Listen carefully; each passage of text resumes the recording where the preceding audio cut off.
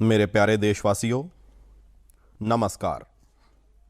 ਆਪਾਂ ਵੇਖ ਰਹੇ ਹਾਂ ਕਿ ਕਿਸ ਤਰ੍ਹਾਂ ਨਾਲ ਦੇਸ਼ ਪੂਰੀ ਤਾਕਤ ਦੇ ਨਾਲ ਕੋਵਿਡ-19 ਦੇ ਵਿਰੁੱਧ ਲੜ ਰਿਹਾ ਹੈ।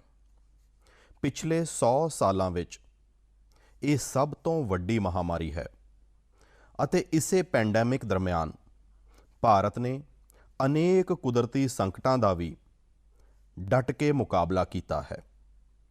ਇਸ ਦੌਰਾਨ ਸਾਈਕਲੋਨ ਅਮਫਾਨ ਆਇਆ, ਸਾਈਕਲੋਨ ਨਿਸਰਗ ਆਇਆ, ਅਨੇਕ ਸੂਬਿਆਂ ਵਿੱਚ ਹੜ੍ਹ ਆਏ, ਛੋਟੇ ਵੱਡੇ ਅਨੇਕ ਭੂਚਾਲ ਆਏ, ਧਰਤੀ ਖਿਸਕਣ ਦੀਆਂ ਘਟਨਾਵਾਂ ਹੋਈਆਂ। ਹਾਲ ਹੀ ਵਿੱਚ ਪਿਛਲੇ 10 ਦਿਨਾਂ ਵਿੱਚ ਹੀ ਦੇਸ਼ ਨੇ ਫਿਰ 2 ਵੱਡੇ ਸਾਈਕਲੋਨਸ ਦਾ ਸਾਹਮਣਾ ਕੀਤਾ। ਪੱਛਮੀ ਤੱਟ ਉੱਤੇ ਸਾਈਕਲੋਨ ਤਾਊਤੇ ਅਤੇ ਪੂਰਬੀ ਤੱਟ ਉੱਤੇ ਸਾਈਕਲੋਨ ਯਾਸ। ਇਹਨਾਂ ਦੋਵੇਂ ਚੱਕਰਵਾਤਾਂ ਨੇ ਕਈ ਸੂਬਿਆਂ ਨੂੰ ਪ੍ਰਭਾਵਿਤ ਕੀਤਾ ਹੈ। ਦੇਸ਼ ਅਤੇ ਦੇਸ਼ ਦੀ ਜਨਤਾ ਇਹਨਾਂ ਨਾਲ ਪੂਰੀ ਤਾਕਤ ਨਾਲ ਲੜੀ ਅਤੇ ਘੱਟ ਤੋਂ ਘੱਟ ਜਾਨੀ ਹਾਨੀ ਸੁਨਿਸ਼ਚਿਤ ਕੀਤੀ। ਅਸੀਂ ਹੁਣ ਇਹ ਮਹਿਸੂਸ ਕਰਦੇ ਹਾਂ ਕਿ ਪਹਿਲਾਂ ਦੇ ਸਾਲਾਂ ਦੇ ਮੁਕਾਬਲੇ ਵੱਧ ਤੋਂ ਵੱਧ ਲੋਕਾਂ ਦੀ ਜਾਨ ਬਚਾ ਪਾ ਰਹੇ ਹਾਂ।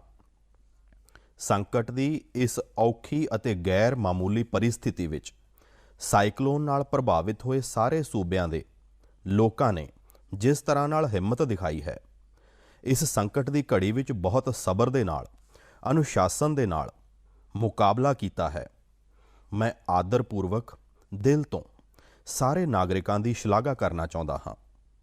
ਜਿਨ੍ਹਾਂ ਲੋਕਾਂ ਨੇ ਅੱਗੇ ਵਧ ਕੇ ਰਾਹਤ ਅਤੇ ਬਚਾਅ ਦੇ ਕਾਰਜਾਂ ਵਿੱਚ ਹਿੱਸਾ ਲਿਆ, ਅਜਿਹੇ ਸਾਰੇ ਲੋਕਾਂ ਦੀ ਜਿੰਨੀ ਸ਼ਲਾਘਾ ਕਰੀਏ ਉਨੀ ਘੱਟ ਹੈ। ਮੈਂ ਉਹਨਾਂ ਸਭ ਨੂੰ ਸੈਲਿਊਟ ਕਰਦਾ ਹਾਂ। ਕੇਂਦਰ, ਸੂਬਾ ਸਰਕਾਰਾਂ ਅਤੇ ਸਥਾਨਕ ਪ੍ਰਸ਼ਾਸਨ ਸਾਰੇ ਇਕੱਠੇ ਮਿਲ ਕੇ ਇਸ ਸੰਕਟ ਦਾ ਸਾਹਮਣਾ ਕਰਨ ਵਿੱਚ ਜੁਟੇ ਹੋਏ ਨੇ। ਮੈਂ ਉਹਨਾਂ ਸਾਰੇ ਲੋਕਾਂ ਦੇ ਨਾਲ ਦੁੱਖ ਦਾ ਪ੍ਰਗਟਾਵਾ ਕਰਦਾ ਹਾਂ ਜਿਨ੍ਹਾਂ ਨੇ ਆਪਣੇ ਨਜ਼ਦੀਕੀਆਂ ਨੂੰ ਗੁਆਇਆ ਹੈ। ਅਸੀਂ ਸਾਰੇ ਇਸ ਮੁਸ਼ਕਿਲ ਦੀ ਘੜੀ ਵਿੱਚ ਉਹਨਾਂ ਲੋਕਾਂ ਦੇ ਨਾਲ ਮਜ਼ਬੂਤੀ ਨਾਲ ਖੜੇ ਹਾਂ ਜਿਨ੍ਹਾਂ ਨੇ ਇਸ ਸੰਕਟ ਦਾ ਨੁਕਸਾਨ ਝੱਲਿਆ ਹੈ। ਮੇਰੇ ਪਿਆਰੇ ਦੇਸ਼ਵਾਸੀਓ, ਚੁਣੌਤੀ ਕਿੰਨੀ ਹੀ ਵੱਡੀ ਹੋਵੇ, ਭਾਰਤ ਦਾ ਫਤਿਹ ਦਾ ਸੰਕਲਪ ਵੀ ਹਮੇਸ਼ਾ ਓਨਾ ਹੀ ਵੱਡਾ ਰਿਹਾ ਹੈ। ਦੇਸ਼ ਦੀ ਸਾਮੂਹਿਕ ਸ਼ਕਤੀ ਅਤੇ ਸਾਡੇ ਸੇਵਾ ਭਾਵ ਨੇ ਦੇਸ਼ ਨੂੰ ਹਰ ਤੂਫਾਨ ਤੋਂ ਬਾਹਰ ਕੱਢਿਆ ਹੈ। ਹਾਲ ਦੇ ਦਿਨਾਂ ਵਿੱਚ ਆਪਾਂ ਵੇਖਿਆ ਹੈ ਕਿ ਕਿਵੇਂ ਸਾਡੇ ਡਾਕਟਰਸ, ਨਰਸਿਸ ਅਤੇ ਵੀ ਕਰ ਰਹੇ ਹਨ। ਉਹਨਾਂ ਨੇ ਖੁਦ ਦੀ ਚਿੰਤਾ ਛੱਡ ਕੇ ਦਿਨ ਰਾਤ ਕੰਮ ਕੀਤਾ ਅਤੇ ਅੱਜ ਵੀ ਕਰ ਰਹੇ ਹਨ। ਇਸ ਸਭ ਦੇ ਦਰਮਿਆਨ ਕਈ ਲੋਕ ਅਜਿਹੇ ਵੀ ਹਨ ਜਿਨ੍ਹਾਂ ਦੀ ਕੋਰੋਨਾ ਦੀ ਸੈਕੰਡ ਵੇਵ ਨਾਲ ਲੜਨ ਵਿੱਚ ਬਹੁਤ ਵੱਡੀ ਭੂਮਿਕਾ ਰਹੀ ਹੈ। ਮੇਰੇ ਤੋਂ ਮਨ ਕੀ ਬਾਤ ਦੇ ਕਈ ਸਰੋਤਿਆਂ ਨੇ ਨਮੋ ਐਪ ਉੱਤੇ ਅਤੇ ਚਿੱਠੀਆਂ ਰਾਹੀਂ ਇਹਨਾਂ ਵਾਰੀਅਰਸ ਦੇ ਬਾਰੇ ਵਿੱਚ ਚਰਚਾ ਕਰਨ ਦੀ ਬੇਨਤੀ ਕੀਤੀ ਹੈ। ਸਾਥੀਓ, ਜਦੋਂ ਸੈਕੰਡ ਵੇਵ ਆਈ, ਅਚਾਨਕ ਆਕਸੀਜਨ ਦੀ ਮੰਗ ਕਈ ਗੁਣਾ ਵੱਧ ਗਈ ਤਾਂ ਬਹੁਤ ਵੱਡਾ ਚੈਲੰਜ ਸੀ। ਮੈਡੀਕਲ ਆਕਸੀਜਨ ਨੂੰ ਦੇਸ਼ ਦੇ ਦੂਰ ਦਰਾਡੇ ਹਿੱਸਿਆਂ ਤੱਕ ਪਹੁੰਚਾਉਣਾ ਆਪਣੇ ਆਪ ਵਿੱਚ ਵੱਡੀ ਚੁਣੌਤੀ ਸੀ। ਆਕਸੀਜਨ ਟੈਂਕਰ ਜ਼ਿਆਦਾ ਤੇਜ਼ ਚੱਲੇ, ਛੋਟੀ ਜਿਹੀ ਵੀ ਗਲਤੀ ਹੋਵੇ ਤਾਂ ਉਸ ਵਿੱਚ ਬਹੁਤ ਵੱਡੇ ਧਮਾਕੇ ਦਾ ਖਤਰਾ ਹੁੰਦਾ ਹੈ। ਇੰਡਸਟਰੀਅਲ ਆਕਸੀਜਨ ਦਾ ਉਤਪਾਦਨ ਕਰਨ ਵਾਲੇ ਕਾਫੀ ਪਲਾਂਟ ਦੇਸ਼ ਦੇ ਪੂਰਬੀ ਹਿੱਸਿਆਂ ਵਿੱਚ ਹਨ। ਉੱਥੋਂ ਦੂਜੇ ਸੂਬਿਆਂ ਤੱਕ ਆਕਸੀਜਨ ਪਹੁੰਚਾਉਣ ਲਈ ਵੀ ਕਈ ਦਿਨ ਦਾ ਸਮਾਂ ਲੱਗਦਾ ਹੈ। ਦੇਸ਼ ਦੇ ਸਾਹਮਣੇ ਆਈ ਇਸ ਚੁਣੌਤੀ ਵਿੱਚ ਦੇਸ਼ ਦੀ ਮਦਦ ਕੀਤੀ ਕ੍ਰਾਇਓਜੈਨਿਕ ਟੈਂਕਰ ਚਲਾਉਣ ਵਾਲੇ ਡਰਾਈਵਰਸ ਨੇ, ਆਕਸੀਜਨ ਐਕਸਪ੍ਰੈਸ ਨੇ, 에ਅਰ ਫੋਰਸ ਦੇ ਪਾਇਲਟਸ ਨੇ। ਅਜਿਹੇ ਅਨੇਕਾਂ ਲੋਕਾਂ ਨੇ ਜੰਗੀ ਪੱਧਰ ਉੱਤੇ ਕੰਮ ਕਰਕੇ ਹਜ਼ਾਰਾਂ ਲੱਖਾਂ ਲੋਕਾਂ ਦਾ ਜੀਵਨ ਬਚਾਇਆ। ਅੱਜ ਮਨ ਕੀ ਬਾਤ ਵਿੱਚ ਸਾਡੇ ਨਾਲ ਅਜਿਹੇ ਹੀ ਇੱਕ ਸਾਥੀ ਜੁੜ ਰਹੇ ਹਨ। यूपी ਦੇ जौनपुर ਦੇ ਰਹਿਣ ਵਾਲੇ श्रीमान दिनेश उपाध्याय जी। दिनेश जी नमस्कार। सर जी प्रणाम। सब तो पहला तो मैं चाहांगा कि तुसीं ज़रा अपने बारे विच सानू ज़रूर दसो। सर मेरा नाम दिनेश बाबूलनाथ उपाध्याय है। मैं पिंड हसनपुर पोस्ट जमुआ ज़िला जौनपुर का निवासी हाँ सर। उत्तर प्रदेश तो हो? हाँ हाँ सर। अते सर मेरा एक बेटा है, 2 बेटियां, पत्नी ते माँ बाप। ਅਤੇ ਤੁਸੀਂ ਕੀ ਕਰਦੇ ਹੋ? ਸਰ ਮੈਂ ਆਕਸੀਜਨ ਦਾ ਟੈਂਕਰ ਚਲਾਉਂਦਾ ਹਾਂ ਸਰ, ਲਿਕੁਇਡ ਆਕਸੀਜਨ ਦਾ। ਬੱਚਿਆਂ ਦੀ ਪੜ੍ਹਾਈ ਠੀਕ ਤਰ੍ਹਾਂ ਹੋ ਰਹੀ ਹੈ? ਹਾਂ ਸਰ, ਬੱਚਿਆਂ ਦੀ ਪੜ੍ਹਾਈ ਹੋ ਰਹੀ ਹੈ। ਲੜਕੀਆਂ ਵੀ ਪੜ੍ਹ ਰਹੀਆਂ ਨੇ ਦੋਵੇਂ, ਤੇ ਮੇਰਾ ਲੜਕਾ ਵੀ ਪੜ੍ਹ ਰਿਹਾ ਹੈ ਸਰ। ਇਹ ਆਨਲਾਈਨ ਪੜ੍ਹਾਈ ਵੀ ਠੀਕ ਤਰ੍ਹਾਂ ਚੱਲਦੀ ਹੈ ਨਾ ਉਹਨਾਂ ਦੀ? ਹਾਂ ਸਰ, ਚੰਗੇ ਤਰੀਕੇ ਨਾਲ ਕਰ ਰਹੇ ਹਨ। ਬੱਚੀਆਂ ਵੀ ਸਾਡੀਆਂ ਪੜ੍ਹ ਰਹੀਆਂ ਨੇ, ਆਨਲਾਈਨ ਹੀ ਪੜ੍ਹ ਰਹੀਆਂ ਨੇ। ਸਰ 15 ਤੋਂ 17 ਸਾਲ ਹੋ ਗਏ ਸਰ, ਮੈਂ ਆਕਸੀਜਨ ਦਾ ਟੈਂਕਰ ਹੀ ਚਲਾਉਂਦਾ ਹਾਂ। ਅੱਛਾ, ਤੁਸੀਂ ਇਹ 15-17 ਸਾਲ ਤੋਂ ਸਿਰਫ ਆਕਸੀਜਨ ਲੈ ਕੇ ਜਾਂਦੇ ਹੋ ਤਾਂ ਸਿਰਫ ਟਰੱਕ ਡਰਾਈਵਰ ਨਹੀਂ ਹੋ, ਤੁਸੀਂ ਇੱਕ ਤਰ੍ਹਾਂ ਨਾਲ ਲੱਖਾਂ ਦਾ ਜੀਵਨ ਬਚਾਉਣ ਵਿੱਚ ਲੱਗੇ ਹੋ। ਸਰ ਸਾਡਾ ਕੰਮ ਹੀ ਅਜਿਹਾ ਹੈ ਸਰ। ਆਕਸੀਜਨ ਟੈਂਕਰ ਦਾ, ਜੋ ਕਿ ਸਾਡੀ ਕੰਪਨੀ ਹੈ ਇਨੌਕਸ ਕੰਪਨੀ, ਉਹ ਵੀ ਸਾਡਾ ਬਹੁਤ ਖਿਆਲ ਕਰਦੀ ਹੈ, ਅਤੇ ਅਸੀਂ ਕਿਤੇ ਵੀ ਜਾ ਕੇ ਆਕਸੀਜਨ ਖਾਲੀ ਕਰਦੇ ਹਾਂ ਤਾਂ ਸਾਨੂੰ ਬਹੁਤ ਖੁਸ਼ੀ ਮਿਲਦੀ ਹੈ ਸਰ। ਲੇਕਿਨ ਹੁਣੇ ਕਰੋਨਾ ਦੇ ਸਮੇਂ ਵਿੱਚ ਤੁਹਾਡੀ ਜ਼ਿੰਮੇਵਾਰੀ ਬਹੁਤ ਵੱਧ ਗਈ ਹੈ। ਹਾਂ ਸਰ, ਬਹੁਤ ਵੱਧ ਗਈ ਹੈ। ਜਦੋਂ ਤੁਸੀਂ ਆਪਣੇ ਟਰੱਕ ਦੀ ਡਰਾਈਵਿੰਗ ਸੀਟ ਉੱਤੇ ਹੁੰਦੇ ਹੋ ਤਾਂ ਤੁਹਾਡੇ ਮਨ ਵਿੱਚ ਕੀ ਭਾਵ ਹੁੰਦਾ ਹੈ? ਪਹਿਲਾਂ ਦੀ ਤੁਲਨਾ ਵਿੱਚ ਕੀ ਵੱਖਰਾ ਅਨੁਭਵ? ਕਾਫੀ ਦਬਾਅ ਵੀ ਰਹਿੰਦਾ ਹੋਵੇਗਾ, ਮਾਨਸਿਕ ਤਣਾਅ ਵੀ ਰਹਿੰਦਾ ਹੋਵੇਗਾ, ਪਰਿਵਾਰ ਦੀ ਚਿੰਤਾ, ਕਰੋਨਾ ਦਾ ਮਾਹੌਲ, ਲੋਕਾਂ ਵੱਲੋਂ ਦਬਾਅ, ਮੰਗੇ, ਕੀ ਕੁਝ ਹੁੰਦਾ ਹੋਵੇਗਾ? ਸਰ ਸਾਨੂੰ ਕੋਈ ਚਿੰਤਾ ਨਹੀਂ ਹੁੰਦੀ, ਸਾਨੂੰ ਬਸ ਇਹੀ ਹੁੰਦਾ ਹੈ ਕਿ ਸਾਡਾ ਜੋ ਫਰਜ਼ ਹੈ ਸਰ ਜੀ, ਉਹ ਅਸੀਂ ਟਾਈਮ 'ਤੇ ਲੈ ਕੇ, ਜੇਕਰ ਸਾਡੇ ਆਕਸੀਜਨ ਨਾਲ ਕਿਸੇ ਨੂੰ ਜੇਕਰ ਜੀਵਨ ਮਿਲਦਾ ਹੈ ਤਾਂ ਇਹ ਸਾਡੇ ਲਈ ਬਹੁਤ ਮਾਣ ਦੀ ਗੱਲ ਹੈ ਸਰ। ਬਹੁਤ ਹੀ ਉੱਤਮ ਤਰੀਕੇ ਨਾਲ ਤੁਸੀਂ ਆਪਣੀ ਭਾਵਨਾ ਦਰਸਾ ਰਹੇ ਹੋ। ਅੱਛਾ ਇਹ ਦੱਸੋ, ਅੱਜ ਜਦੋਂ ਇਸ ਮਹਾਮਾਰੀ ਦੇ ਸਮੇਂ ਲੋਕ ਤੁਹਾਡੇ ਕੰਮ ਦੇ ਮਹੱਤਵ ਨੂੰ ਵੇਖ ਰਹੇ ਹਨ, ਜੋ ਸ਼ਾਇਦ ਪਹਿਲਾਂ ਇੰਨਾ ਨਹੀਂ ਸਮਝਿਆ ਹੋਵੇਗਾ, ਹੁਣ ਸਮਝ ਰਹੇ ਹਨ, ਤਾਂ ਕੀ ਤੁਹਾਡੇ ਅਤੇ ਤੁਹਾਡੇ ਕੰਮ ਦੇ ਪ੍ਰਤੀ ਉਹਨਾਂ ਦੇ ਨਜ਼ਰੀਏ ਵਿੱਚ ਤਬਦੀਲੀ ਆਈ ਹੈ? ਹਾਂ ਸਰ ਜੀ, ਹੁਣ ਤੋਂ ਪਹਿਲਾਂ ਅਸੀਂ ਆਕਸੀਜਨ ਦੇ ਡਰਾਈਵਰ ਕਿਤੇ ਵੀ ਜਾਮ 'ਚ ਇੱਧਰ ਉੱਧਰ ਫਸੇ ਰਹਿੰਦੇ ਸੀ, ਪਰ ਅੱਜ ਦੀ ਡੇਟ ਵਿੱਚ ਪ੍ਰਸ਼ਾਸਨ ਨੇ ਵੀ ਸਾਡੀ ਲੋਕਾਂ ਦੀ ਬਹੁਤ ਹੈਲਪ ਕੀਤੀ, ਅਤੇ ਜਿੱਥੇ ਵੀ ਅਸੀਂ ਜਾਂਦੇ ਹਾਂ ਸਾਡੇ ਅੰਦਰ ਵੀ ਉਤਾਵਲਾਪਣ ਹੁੰਦਾ ਹੈ। ਅਸੀਂ ਕਿੰਨੇ ਜਲਦੀ ਪਹੁੰਚ ਕੇ ਲੋਕਾਂ ਦੀ ਜਾਨ ਬਚਾਈਏ ਸਰ। ਚਾਹੇ ਖਾਣਾ ਮਿਲੇ ਚਾਹੇ ਨਾ ਮਿਲੇ, ਕੁਝ ਵੀ ਮੁਸ਼ਕਿਲ ਹੋਵੇ, ਪਰ ਅਸੀਂ ਹਸਪੀਟਲ ਪਹੁੰਚਦੇ ਹਾਂ ਜਦੋਂ ਟੈਂਕਰ ਲੈ ਕੇ, ਅਤੇ ਵੇਖਦੇ ਹਾਂ ਕਿ ਹਸਪੀਟਲ ਵਾਲੇ ਸਾਨੂੰ, ਲੋਕਾਂ ਨੂੰ ਵੀ ਦਾ ਇਸ਼ਾਰਾ ਕਰਦੇ ਹਨ, ਉਹਨਾਂ ਦੇ ਫੈਮਿਲੀ ਦੇ ਲੋਕ ਜਿਨ੍ਹਾਂ ਦੇ ਘਰ ਦੇ ਐਡਮਿਟ ਹੁੰਦੇ ਹਨ। ਅੱਛਾ, ਵਿਕਟਰੀ ਦਾ ਵੀ ਬਣਾਉਂਦੇ ਹਨ। ਹਾਂ ਸਰ, ਵੀ ਦਿਖਾਉਂਦੇ ਹਨ, ਕੋਈ ਅੰਗੂਠਾ ਦਿਖਾਉਂਦਾ ਹੈ। ਸਾਨੂੰ ਬਹੁਤ ਤਸੱਲੀ ਆਉਂਦੀ ਹੈ ਸਰ ਸਾਡੇ ਜੀਵਨ ਵਿੱਚ ਕਿ ਅਸੀਂ ਕੋਈ ਚੰਗਾ ਕੰਮ ਜ਼ਰੂਰ ਕੀਤਾ ਹੈ, ਜੋ ਮੈਨੂੰ ਅਜਿਹੀ ਸੇਵਾ ਕਰਨ ਦਾ ਮੌਕਾ ਮਿਲਿਆ ਹੈ। ਸਾਰੀ ਥਕਾਵਟ ਉਤਰ ਜਾਂਦੀ ਹੋਵੇਗੀ। ਹਾਂ ਸਰ, ਹਾਂ ਸਰ। ਤਾਂ ਘਰ ਆ ਕੇ ਬੱਚਿਆਂ ਨੂੰ ਗੱਲਾਂ ਦੱਸ ਦਿਓ ਸਭ? ਨਹੀਂ ਸਰ, ਬੱਚੇ ਤਾਂ ਸਾਡੇ ਪਿੰਡ ਰਹਿੰਦੇ ਹਨ। ਅਸੀਂ ਤਾਂ ਇੱਥੇ ਇਨੌਕਸ ਏਅਰ ਪ੍ਰੋਡਕਟ ਵਿੱਚ ਮੈਂ ਡਰਾਈਵਰੀ ਕਰਦਾ ਹਾਂ, 8-9 ਮਹੀਨੇ ਤੋਂ ਬਾਅਦ ਹੀ ਘਰ ਜਾਂਦਾ ਹਾਂ। ਤਾਂ ਕਦੇ ਫੋਨ ਉੱਤੇ ਬੱਚਿਆਂ ਨਾਲ ਗੱਲ ਕਰਦੇ ਹੋਵੋਗੇ ਤਾਂ? ਹਾਂ ਸਰ, ਬਰਾਬਰ ਹੁੰਦੀ ਹੈ। ਤਾਂ ਉਹਨਾਂ ਦੇ ਮਨ ਵਿੱਚ ਰਹਿੰਦਾ ਹੋਵੇਗਾ, ਪਿਤਾ ਜੀ ਜ਼ਰਾ ਸੰਭਲੋ ਅਜਿਹੇ ਸਮੇਂ। ਸਰ ਜੀ, ਉਹ ਲੋਕ ਬੋਲਦੇ ਹਨ, ਪਾਪਾ ਕੰਮ ਕਰੋ ਪਰ ਆਪਣੀ ਸੇਫਟੀ ਨਾਲ ਕਰੋ, ਅਤੇ ਅਸੀਂ ਲੋਕ ਸਰ ਸੇਫਟੀ ਨਾਲ ਕੰਮ ਕਰਦੇ ਹਾਂ। ਸਾਡਾ ਮਨਗਾਂਵ ਪਲਾਂਟ ਵੀ ਹੈ, ਇਨੌਕਸ ਬਹੁਤ ਸਾਰੀ ਲੋਕਾਂ ਦੀ ਹੈਲਪ ਕਰਦਾ ਹੈ। ਚਲੋ ਦਿਨੇਸ਼ ਜੀ, ਬਹੁਤ ਚੰਗਾ ਲੱਗਿਆ ਤੁਹਾਡੀਆਂ ਗੱਲਾਂ ਸੁਣ ਕੇ, ਅਤੇ ਦੇਸ਼ ਨੂੰ ਵੀ ਲੱਗੇਗਾ ਕਿ ਇਸ ਕਰੋਨਾ ਦੀ ਲੜਾਈ ਵਿੱਚ ਕਿਵੇਂ ਕਿਸ ਤਰ੍ਹਾਂ ਨਾਲ ਲੋਕ ਕੰਮ ਕਰ ਰਹੇ ਹਨ। ਤੁਸੀਂ 9-9 ਮਹੀਨੇ ਤੱਕ ਆਪਣੇ ਬੱਚਿਆਂ ਨੂੰ ਨਹੀਂ ਮਿਲ ਰਹੇ ਹੋ, ਪਰਿਵਾਰ ਨੂੰ ਨਹੀਂ ਮਿਲ ਰਹੇ ਹੋ, ਸਿਰਫ ਲੋਕਾਂ ਦੀ ਜਾਨ ਬਚ ਜਾਵੇ। ਜਦੋਂ ਇਹ ਦੇਸ਼ ਸੁਣੇਗਾ ਨਾ, ਦੇਸ਼ ਨੂੰ ਮਾਣ ਹੋਵੇਗਾ ਕਿ ਲੜਾਈ ਅਸੀਂ ਜਿੱਤਾਂਗੇ, ਕਿਉਂਕਿ ਦਿਨੇਸ਼ ਉਪਾਧਿਆਏ ਵਰਗੇ ਲੱਖਾਂ ਅਜਿਹੇ ਲੋਕ ਹਨ ਜੋ ਜੀ ਜਾਨ ਨਾਲ ਜੁਟੇ ਹੋਏ ਹਨ। ਸਰ ਜੀ, ਅਸੀਂ ਲੋਕ ਕਰੋਨਾ ਨੂੰ ਕਿਸੇ ਨਾ ਕਿਸੇ ਦਿਨ ਜ਼ਰੂਰ ਹਰਾਵਾਂਗੇ ਸਰ ਜੀ। ਚਲੋ ਦਿਨੇਸ਼ ਜੀ, ਤੁਹਾਡੀ ਭਾਵਨਾ ਇਹੀ ਤਾਂ ਦੇਸ਼ ਦੀ ਤਾਕਤ ਹੈ। ਬਹੁਤ ਬਹੁਤ ਧੰਨਵਾਦ ਦਿਨੇਸ਼ ਜੀ, ਅਤੇ ਤੁਹਾਡੇ ਬੱਚਿਆਂ ਨੂੰ ਮੇਰਾ ਆਸ਼ੀਰਵਾਦ ਕਹਿਣਾ। ਠੀਕ ਹੈ ਸਰ, ਪ੍ਰਣਾਮ, ਧੰਨਵਾਦ। ਸਾਥੀਓ, ਜਿਵੇਂ ਕਿ ਦਿਨੇਸ਼ ਜੀ ਦੱਸ ਰਹੇ ਸਨ, ਸੱਚਮੁੱਚ ਜਦੋਂ ਇੱਕ ਟੈਂਕਰ ਡਰਾਈਵਰ ਆਕਸੀਜਨ ਲੈ ਕੇ ਹਸਪਤਾਲ ਪਹੁੰਚਦੇ ਹਨ ਤਾਂ ਰੱਬ ਦੇ ਭੇਜੇ ਗਏ ਦੂਤ ਹੀ ਲੱਗਦੇ ਹਨ। ਅਸੀਂ ਸਮਝ ਸਕਦੇ ਹਾਂ ਕਿ ਇਹ ਕੰਮ ਕਿੰਨੀ ਜ਼ਿੰਮੇਵਾਰੀ ਦਾ ਹੁੰਦਾ ਹੈ, ਅਤੇ ਇਸ ਵਿੱਚ ਕਿੰਨਾ ਮਾਨਸਿਕ ਦਬਾਅ ਵੀ ਹੁੰਦਾ ਹੈ। ਸਾਥੀਓ, ਚੁਣੌਤੀ ਦੇ ਇਸ ਸਮੇਂ ਵਿੱਚ ਆਕਸੀਜਨ ਦੇ ਟਰਾਂਸਪੋਰਟੇਸ਼ਨ ਨੂੰ ਸੁਖਾਲਾ ਕਰਨ ਲਈ ਭਾਰਤੀ ਰੇਲ ਵੀ ਅੱਗੇ ਆਈ ਹੈ। ਆਕਸੀਜਨ ਐਕਸਪ੍ਰੈਸ ਆਕਸੀਜਨ ਰੇਲ ਨੇ ਸੜਕ ਉੱਤੇ ਚੱਲਣ ਵਾਲੇ ਆਕਸੀਜਨ ਟੈਂਕਰ ਤੋਂ ਕਿਤੇ ਵੱਧ ਤੇਜ਼ੀ ਨਾਲ, ਕਿਤੇ ਜ਼ਿਆਦਾ ਮਾਤਰਾ ਵਿੱਚ ਆਕਸੀਜਨ ਦੇਸ਼ ਦੇ ਕੋਨੇ-ਕੋਨੇ ਵਿੱਚ ਪਹੁੰਚਾਈ ਹੈ। ਮਾਤਾਵਾਂ ਭੈਣਾਂ ਨੂੰ ਇਹ ਸੁਣ ਕੇ ਮਾਣ ਹੋਵੇਗਾ ਕਿ ਇੱਕ ਆਕਸੀਜਨ ਐਕਸਪ੍ਰੈਸ ਤਾਂ ਪੂਰੀ ਤਰ੍ਹਾਂ ਔਰਤਾਂ ਹੀ ਚਲਾ ਰਹੀਆਂ ਹਨ। ਦੇਸ਼ ਦੀ ਹਰ ਨਾਰੀ ਨੂੰ ਇਸ ਗੱਲ 'ਤੇ ਮਾਣ ਹੋਵੇਗਾ। ਇੰਨਾ ਹੀ ਨਹੀਂ, ਹਰ ਹਿੰਦੁਸਤਾਨੀ ਨੂੰ ਮਾਣ ਹੋਵੇਗਾ। ਮੈਂ ਆਕਸੀਜਨ ਐਕਸਪ੍ਰੈਸ ਦੀ ਇੱਕ ਲੋਕੋ ਪਾਇਲਟ ਸ਼ਿਰੀਸ਼ਾ ਗਜਨੀ ਜੀ ਨੂੰ ਮਨ ਕੀ ਬਾਤ ਵਿੱਚ ਸੱਦਾ ਦਿੱਤਾ ਹੈ। ਸ਼ਿਰੀਸ਼ਾ ਜੀ, ਨਮਸਤੇ। ਨਮਸਤੇ ਸਰ, ਕਿਵੇਂ ਹੋ ਸਰ? ਮੈਂ ਬਹੁਤ ਠੀਕ ਹਾਂ। ਸ਼ਿਰੀਸ਼ਾ ਜੀ, ਮੈਂ ਸੁਣਿਆ ਹੈ ਕਿ ਤੁਸੀਂ ਤਾਂ ਰੇਲਵੇ ਪਾਇਲਟ ਦੇ ਰੂਪ ਵਿੱਚ ਕੰਮ ਕਰ ਰਹੇ ਹੋ ਅਤੇ ਮੈਨੂੰ ਦੱਸਿਆ ਗਿਆ ਕਿ ਤੁਹਾਡੀ ਪੂਰੀ ਔਰਤਾਂ ਦੀ ਟੋਲੀ ਇਹ ਆਕਸੀਜਨ ਐਕਸਪ੍ਰੈਸ ਨੂੰ ਚਲਾ ਰਹੀ ਹੈ। ਸ਼ਿਰੀਸ਼ਾ ਜੀ, ਤੁਸੀਂ ਬਹੁਤ ਹੀ ਸ਼ਾਨਦਾਰ ਕੰਮ ਕਰ ਰਹੇ ਹੋ। ਕੋਰੋਨਾ ਕਾਲ ਵਿੱਚ ਤੁਹਾਡੇ ਵਾਂਗ ਅਨੇਕ ਔਰਤਾਂ ਨੇ ਅੱਗੇ ਆ ਕੇ ਕੋਰੋਨਾ ਨਾਲ ਲੜਨ ਵਿੱਚ ਦੇਸ਼ ਨੂੰ ਤਾਕਤ ਦਿੱਤੀ ਹੈ। ਤੁਸੀਂ ਵੀ ਨਾਰੀ ਸ਼ਕਤੀ ਦਾ ਇੱਕ ਬਹੁਤ ਵੱਡਾ ਉਦਾਹਰਣ ਹੋ। ਪਰ ਦੇਸ਼ ਜਾਣਨਾ ਚਾਹੇਗਾ, ਮੈਂ ਜਾਣਨਾ ਚਾਹੁੰਦਾ ਹਾਂ ਕਿ ਤੁਹਾਨੂੰ ਇਹ ਮੋਟੀਵੇਸ਼ਨ ਕਿੱਥੋਂ ਮਿਲਦਾ ਹੈ? ਸਰ, ਮੇਰਾ ਮੋਟੀਵੇਸ਼ਨ ਮੇਰੇ ਮਾਤਾ ਪਿਤਾ ਵਿੱਚ ਹੈ। ਸਰ, ਮੇਰੇ ਪਿਤਾ ਸਰਕਾਰੀ ਕਰਮਚਾਰੀ ਹਨ। ਦਰਅਸਲ ਮੇਰੀਆਂ 2 ਵੱਡੀਆਂ ਭੈਣਾਂ ਹਨ। ਸਰ, ਅਸੀਂ 3 ਮੈਂਬਰ ਹਾਂ, ਸਿਰਫ ਔਰਤਾਂ। ਪਰ ਮੇਰੇ ਪਿਤਾ ਕੰਮ ਕਰਨ ਲਈ ਬਹੁਤ ਉਤਸ਼ਾਹ ਦਿੰਦੇ ਹਨ। ਮੇਰੀ ਪਹਿਲੀ ਭੈਣ ਬੈਂਕ ਵਿੱਚ ਸਰਕਾਰੀ ਨੌਕਰੀ ਕਰ ਰਹੀ ਹੈ ਅਤੇ ਮੈਂ ਰੇਲਵੇ ਵਿੱਚ ਸੈਟਲ ਹਾਂ।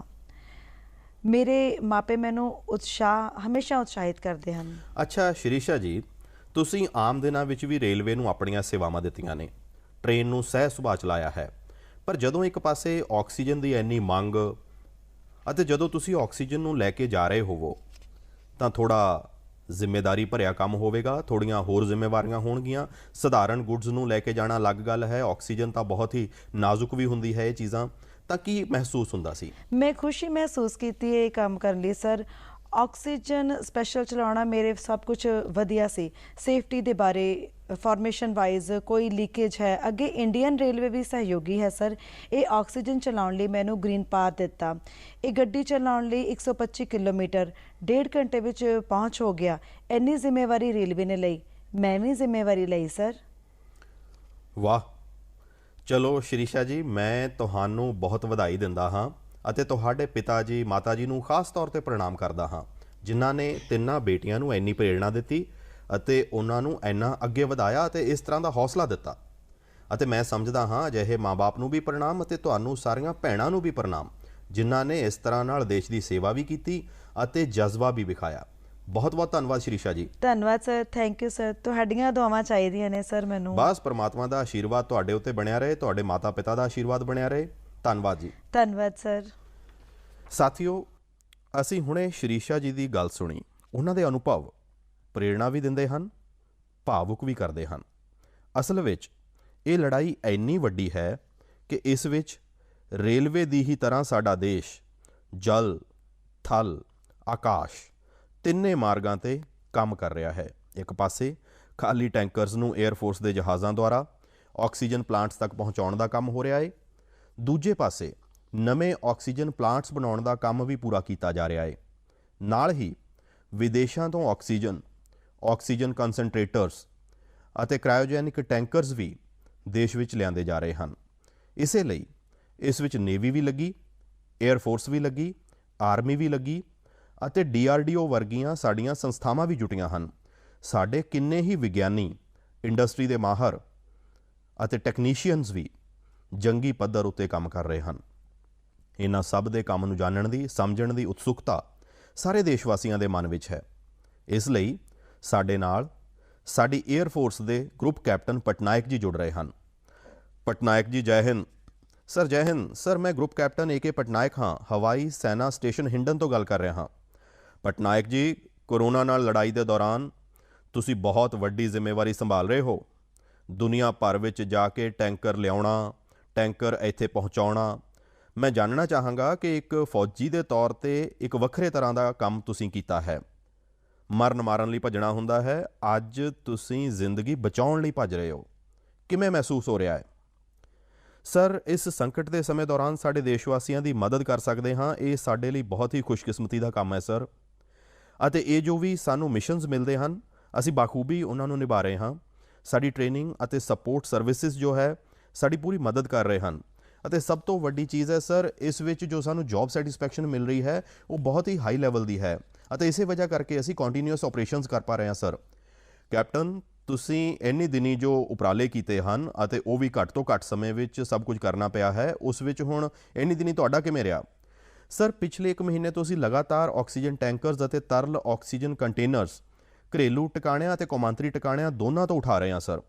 ਲਗਭਗ 1600 ਉਡਾਨਾਂ ਤੋਂ ਵੱਧ 에ਅਰਫੋਰਸ ਕਰ ਚੁੱਕੀ ਹੈ ਅਤੇ 3000 ਤੋਂ ਵੱਧ ਘੰਟੇ ਅਸੀਂ ਉੱਡ ਚੁੱਕੇ ਹਾਂ।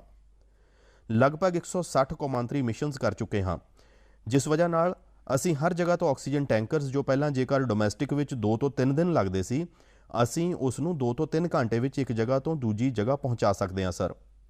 ਅਤੇ ਕੌਮਾਂਤਰੀ ਮਿਸ਼ਨਸ ਵਿੱਚ ਵੀ 24 ਘੰਟੇ ਦੇ ਅੰਦਰ ਅੰਦਰ ਲਗਾਤਾਰ ਦਿਨ ਰਾਤ ਆਪਰੇਸ਼ਨਸ ਕਰਕੇ ਪੂਰੀ ਏਅਰ ਫੋਰਸ ਇਸ ਵਿੱਚ ਲੱਗੀ ਹੋਈ ਹੈ ਸਰ, ਕਿ ਜਿੰਨੀ ਜਲਦੀ ਹੋ ਸਕੇ ਅਸੀਂ ਜਿੰਨੇ ਜ਼ਿਆਦਾ ਟੈਂਕਰਸ ਲਿਆ ਸਕੀਏ ਅਤੇ ਦੇਸ਼ ਦੀ ਮਦਦ ਕਰ ਸਕੀਏ ਸਰ। ਕੈਪਟਨ, ਤੁਹਾਨੂੰ ਇੰਟਰਨੈਸ਼ਨਲ ਵਿੱਚ ਕਿੱਥੇ ਦੌੜਨਾ ਭੱਜਣਾ ਪਿਆ ਸਰ? ਸ਼ਾਰਟ ਨੋਟਿਸ ਤੇ ਸਾਨੂੰ ਸਿੰਗਾਪੁਰ, ਦੁਬਈ, ਬੈਲਜੀਅਮ, ਜਰਮਨੀ ਅਤੇ UK ਇਹਨਾਂ ਸਭ ਜਗ੍ਹਾ ਤੇ different fleets of Indian air force sir, IL-76, IL-17 ਅਤੇ ਬਾਕੀ ਸਾਰੇ ਜਹਾਜ਼ ਗਏ ਸਨ, C-130, ਜੋ ਬਹੁਤ ਹੀ ਸ਼ਾਰਟ ਨੋਟਿਸ ਤੇ ਇਹ ਮਿਸ਼ਨਸ ਪਲਾਨ ਕਰਕੇ ਸਾਡੀ ਟ੍ਰੇਨਿੰਗ ਅਤੇ ਜੋਸ਼ ਦੀ ਵਜ੍ਹਾ ਕਰਕੇ ਅਸੀਂ ਟਾਈਮਲੀ ਇਸ ਮਿਸ਼ਨ ਨੂੰ ਕੰਪਲੀਟ ਕਰ ਪਾਏ ਸਰ। ਵੇਖੋ, ਇਸ ਵਾਰ ਦੇਸ਼ ਮਾਣ ਮਹਿਸੂਸ ਕਰਦਾ ਹੈ ਕਿ ਜਲ ਹੋਵੇ, ਥਲ ਹੋਵੇ, ਆਕਾਸ਼ ਹੋਵੇ, ਸਾਡੇ ਸਾਰੇ ਜਵਾਨ ਇਸ ਕਰੋਨਾ ਦੇ ਵਿਰੁੱਧ ਲੜਾਈ ਵਿੱਚ ਲੱਗੇ ਹੋਏ ਹਨ ਅਤੇ ਕੈਪਟਨ ਤੁਸੀਂ ਵੀ ਬਹੁਤ ਵੱਡੀ ਜ਼ਿੰਮੇਵਾਰੀ ਨਿਭਾਈ ਹੈ, ਤਾਂ ਮੈਂ ਤੁਹਾਨੂੰ ਵੀ ਬਹੁਤ ਵਧਾਈ ਦਿੰਦਾ ਹਾਂ sir. Thank you so much sir. ਅਸੀਂ ਆਪਣੀ ਪੂਰੀ ਕੋਸ਼ਿਸ਼ ਵਿੱਚ ਜੀ ਜਾਨ ਦੇ ਨਾਲ ਲੱਗੇ ਹੋਏ ਹਾਂ ਅਤੇ ਮੇਰੀ ਬੇਟੀ ਵੀ ਮੇਰੇ ਨਾਲ ਹੈ ਸਰ, ਆਦਿਤੀ। ਅਰੇ ਵਾਹ! ਨਮਸਤੇ ਮੋਦੀ ਜੀ। ਨਮਸਤੇ ਬੇਟੀ, ਨਮਸਤੇ। ਆਦਿਤੀ, ਤੁਸੀਂ ਕਿੰਨੇ ਸਾਲ ਦੇ ਹੋ? ਮੈਂ 12 ਸਾਲ ਦੀ ਹਾਂ, ਮੈਂ ਕਲਾਸ 8ਵੀਂ ਵਿੱਚ ਪੜ੍ਹਦੀ ਹਾਂ। ਤਾਂ ਇਹ ਪਿਤਾ ਜੀ ਬਾਹਰ ਜਾਂਦੇ ਨੇ, ਯੂਨੀਫਾਰਮ ਵਿੱਚ ਰਹਿੰਦੇ ਨੇ? ਹਾਂ, ਉਹਨਾਂ ਦੇ ਲਈ ਮੈਨੂੰ ਬਹੁਤ ਪ੍ਰਾਊਡ ਹੁੰਦਾ ਹੈ, ਬਹੁਤ ਮਾਣ ਮਹਿਸੂਸ ਹੁੰਦਾ ਹੈ ਕਿ ਉਹ ਇੰਨਾ ਸਭ ਮਹੱਤਵਪੂਰਨ ਕੰਮ ਕਰ ਰਹੇ ਹਨ।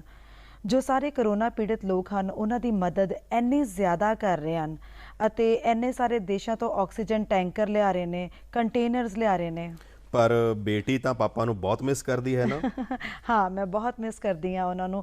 ਉਹ ਅੱਜ ਕੱਲ੍ਹ ਜ਼ਿਆਦਾ ਘਰੇ ਰਹਿ ਵੀ ਨਹੀਂ ਪਾ ਰਹੇ ਕਿਉਂਕਿ ਇੰਨੇ ਸਾਰੇ ਇੰਟਰਨੈਸ਼ਨਲ ਫਲਾਈਟਸ ਵਿੱਚ ਜਾ ਰਹੇ ਹਨ ਅਤੇ ਕੰਟੇਨਰ ਅਤੇ ਟੈਂਕਰਸ ਉਹਨਾਂ ਦੇ ਪ੍ਰੋਟੈਕਸ਼ਨ ਪਲਾਂਟਸ ਤੱਕ ਪਹੁੰਚਾ ਰਹੇ ਹਨ ਤਾਂ ਜੋ ਕਰੋਨਾ ਪੀੜਤ ਲੋਕ ਹਨ ਉਹਨਾਂ ਨੂੰ ਟਾਈਮਲੀ ਆਕਸੀਜਨ ਮਿਲ ਸਕੇ ਅਤੇ ਉਹਨਾਂ ਦੀ ਜਾਨ ਬਚ ਸਕੇ।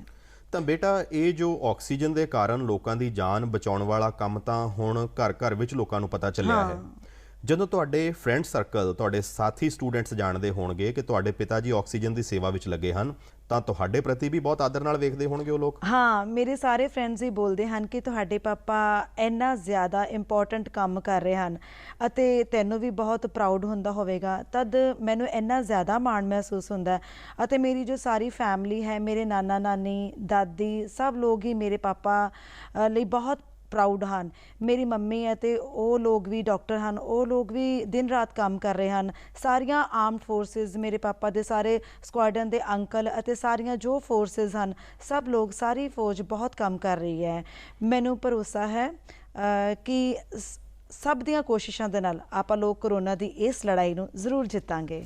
ਸਾਡੇ ਇੱਥੇ ਕਹਿੰਦੇ ਹਨ ਕਿ ਬੇਟੀ ਜਦੋਂ ਬੋਲਦੀ ਹੈ ਨਾ, ਤਾਂ ਉਸ ਦੇ ਸ਼ਬਦਾਂ ਵਿੱਚ ਸਰਸਵਤੀ ਬਿਰਾਜਮਾਨ ਹੁੰਦੀ ਹੈ ਅਤੇ ਜਦੋਂ ਆਦਿਤੀ ਬੋਲ ਰਹੀ ਹੈ ਕਿ ਆਪਾਂ ਜ਼ਰੂਰ ਜਿੱਤਾਂਗੇ, ਤਾਂ ਇੱਕ ਤਰ੍ਹਾਂ ਨਾਲ ਇਹ ਰੱਬ ਦੀ ਹੀ ਬਾਣੀ ਬਣ ਜਾਂਦੀ ਹੈ।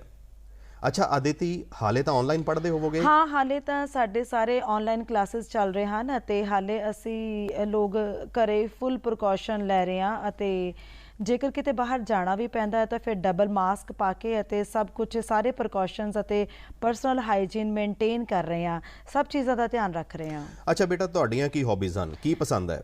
ਮੇਰੀਆਂ ਹੌਬੀਜ਼ ਸਵਿਮਿੰਗ ਅਤੇ ਬਾਸਕਟਬਾਲ ਖੇਡਦੀ ਹਾਂ, ਪਰ ਹਾਲੇ ਤਾਂ ਉਹ ਥੋੜ੍ਹਾ ਬੰਦ ਹੋ ਗਿਆ ਹੈ ਅਤੇ ਇਸ ਲਾਕਡਾਊਨ ਅਤੇ ਕਰੋਨਾ ਵਾਇਰਸ ਦੇ ਦੌਰਾਨ ਮੈਂ ਬੇਕਿੰਗ ਅਤੇ ਕੁਕਿੰਗ ਸਿੱਖੀ ਹੈ। ਬਹੁਤ ਜ਼ਿਆਦਾ ਮੈਨੂੰ ਸ਼ੌਕ ਹੈ ਅਤੇ ਮੈਂ ਬੇਕਿੰਗ ਅਤੇ ਕੁਕਿੰਗ ਕਰਦੀ ਹਾਂ ਅਤੇ ਜਦੋਂ ਪਾਪਾ ਇੰਨਾ ਸਾਰਾ ਕੰਮ ਕਰਕੇ ਆਉਂਦੇ ਹਨ ਤਾਂ ਮੈਨੂੰ ਉਹਨਾਂ ਦੇ ਵਾਸਤੇ ਕੁਕੀਜ਼ ਅਤੇ ਕੇਕ ਬਣਾਉਂਦੀ ਹਾਂ। ਵਾਹ ਵਾਹ ਵਾਹ! ਚਲੋ ਬੇਟਾ, ਬਹੁਤ ਦਿਨਾਂ ਦੇ ਬਾਅਦ ਤੁਹਾਨੂੰ ਪਾਪਾ ਦੇ ਨਾਲ ਸਮਾਂ ਗੁਜ਼ਾਰਨ ਦਾ ਮੌਕਾ ਮਿਲਿਆ ਹੈ, ਬਹੁਤ ਚੰਗਾ ਲੱਗਿਆ। ਅਤੇ ਕੈਪਟਨ, ਤੁਹਾਨੂੰ ਵੀ ਮੈਂ ਬਹੁਤ ਵਧਾਈ ਦਿੰਦਾ ਹਾਂ। ਪਰ ਜਦੋਂ ਮੈਂ ਕੈਪਟਨ ਨੂੰ ਵਧਾਈ ਦਿੰਦਾ ਹਾਂ, ਮਤਲਬ ਸਿਰਫ ਤੁਹਾਨੂੰ ਹੀ ਨਹੀਂ, ਸਾਰੇ ਸਾਡੇ ਫੋਰਸਿਸ, ਜਲ, ਥਲ, ਆਕਾਸ਼ ਜਿਸ ਤਰ੍ਹਾਂ ਨਾਲ ਜੁਟੇ ਹੋਏ ਹਨ, ਮੈਂ ਸਭ ਨੂੰ, ਸਾਰਿਆਂ ਨੂੰ ਸੈਲੂਟ ਕਰਦਾ ਹਾਂ। ਧੰਨਵਾਦ ਭਰਾ, ਥੈਂਕ ਯੂ ਸਰ। ਸਾਥੀਓ, ਸੱਚਮੁੱਚ ਸਾਡੇ ਇਹਨਾਂ ਜਵਾਨਾਂ ਨੇ, ਇਹਨਾਂ ਵਾਰੀਅਰਸ ਨੇ ਜੋ ਕੰਮ ਕੀਤਾ ਹੈ, ਇਸ ਦੇ ਲਈ ਦੇਸ਼ ਇਹਨਾਂ ਨੂੰ ਸੈਲੂਟ ਕਰਦਾ ਹੈ। ਇਸੇ ਤਰ੍ਹਾਂ ਲੱਖਾਂ ਲੋਕ ਦਿਨ ਰਾਤ ਜੁਟੇ ਹੋਏ ਹਨ। ਜੋ ਕੰਮ ਉਹ ਕਰ ਰਹੇ ਹਨ, ਉਹ ਇਹਨਾਂ ਦੇ ਰੂਟੀਨ ਕੰਮ ਦਾ ਹਿੱਸਾ ਨਹੀਂ ਹੈ। ਇਸ ਤਰ੍ਹਾਂ ਦਾ ਸੰਕਟ ਤਾਂ ਦੁਨੀਆ ਉੱਤੇ 100 ਸਾਲ ਬਾਅਦ ਆਇਆ। ਇੱਕ ਸਦੀ ਦੇ ਬਾਅਦ ਇੰਨਾ ਵੱਡਾ ਸੰਕਟ, ਇਸ ਲਈ ਇਸ ਤਰ੍ਹਾਂ ਦੇ ਕੰਮ ਦਾ ਕਿਸੇ ਦੇ ਕੋਲ ਕੋਈ ਅਨੁਭਵ ਨਹੀਂ ਸੀ। ਇਸ ਦੇ ਪਿੱਛੇ ਦੇਸ਼ ਸੇਵਾ ਦਾ ਜਜ਼ਬਾ ਹੈ ਅਤੇ ਇੱਕ ਸੰਕਲਪ ਸ਼ਕਤੀ ਹੈ। ਇਸੇ ਨਾਲ ਦੇਸ਼ ਨੇ ਉਹ ਕੰਮ ਕੀਤਾ ਹੈ ਜੋ ਪਹਿਲਾਂ ਕਦੇ ਨਹੀਂ ਹੋਇਆ। ਤੁਸੀਂ ਅੰਦਾਜ਼ਾ ਲਗਾ ਸਕਦੇ ਹੋ, ਸਧਾਰਨ ਦਿਨਾਂ ਵਿੱਚ ਸਾਡੇ ਇੱਥੇ ਇੱਕ ਦਿਨ ਵਿੱਚ 900 metric tonne liquid medical oxygen ਦਾ ਪ੍ਰੋਡਕਸ਼ਨ ਹੁੰਦਾ ਸੀ। ਹੁਣ ਇਹ 10 ਗੁਣਾ ਤੋਂ ਵੀ ਜ਼ਿਆਦਾ ਵੱਧ ਕੇ ਲਗਭਗ 9500 ਮੀਟ੍ਰਿਕ ਟਨ ਰੋਜ਼ਾਨਾ ਉਤਪਾਦਨ ਹੋ ਰਿਹਾ ਹੈ। ਇਸ ਆਕਸੀਜਨ ਨੂੰ ਸਾਡੇ ਵਾਰੀਅਰਸ ਦੇਸ਼ ਦੇ ਦੂਰ ਦਰਾਡੇ ਕੋਨਿਆਂ ਤੱਕ ਪਹੁੰਚਾ ਰਹੇ ਹਨ। ਮੇਰੇ ਪਿਆਰੇ ਦੇਸ਼ਵਾਸੀਓ, ਆਕਸੀਜਨ ਪਹੁੰਚਾਉਣ ਲਈ ਦੇਸ਼ ਵਿੱਚ ਇੰਨੇ ਉਪਰਾਲੇ ਹੋਏ, ਇੰਨੇ ਲੋਕ ਜੁਟੇ। ਇੱਕ ਨਾਗਰਿਕ ਦੇ ਤੌਰ ਉੱਤੇ ਇਹ ਸਾਰੇ ਕਾਰਜ ਪ੍ਰੇਰਣਾ ਦਿੰਦੇ ਹਨ। ਇੱਕ ਟੀਮ ਬਣ ਕੇ ਹਰ ਕਿਸੇ ਨੇ ਆਪਣਾ ਫਰਜ਼ ਨਿਭਾਇਆ ਹੈ। ਮੈਨੂੰ ਬੈਂਗਲੁਰੂ ਤੋਂ ਉਰਮਿਲਾ ਜੀ ਨੇ ਕਿਹਾ ਹੈ ਕਿ ਉਹਨਾਂ ਦੇ ਪਤੀ ਲੈਬ ਟੈਕਨੀਸ਼ੀਅਨ ਹਨ ਅਤੇ ਇਹ ਵੀ ਦੱਸਿਆ ਹੈ ਕਿ ਕਿਵੇਂ ਇੰਨੀਆਂ ਚੁਣੌਤੀਆਂ ਦੇ ਵਿੱਚ ਉਹ ਲਗਾਤਾਰ ਟੈਸਟਿੰਗ ਦਾ ਕੰਮ ਕਰਦੇ ਰਹੇ ਹਨ। ਸਾਥੀਓ, ਕੋਰੋਨਾ ਦੀ ਸ਼ੁਰੂਆਤ ਵਿੱਚ ਦੇਸ਼ ਵਿੱਚ ਸਿਰਫ ਇੱਕ ਹੀ ਟੈਸਟਿੰਗ ਲੈਬ ਸੀ, ਪਰ ਅੱਜ 2500 ਤੋਂ ਵੱਧ ਲੈਬਸ ਕੰਮ ਕਰ ਰਹੀਆਂ ਹਨ। ਸ਼ੁਰੂ ਵਿੱਚ ਕੁਝ 100 ਟੈਸਟ ਇੱਕ ਦਿਨ ਵਿੱਚ ਹੋ ਪਾਉਂਦੇ ਸਨ।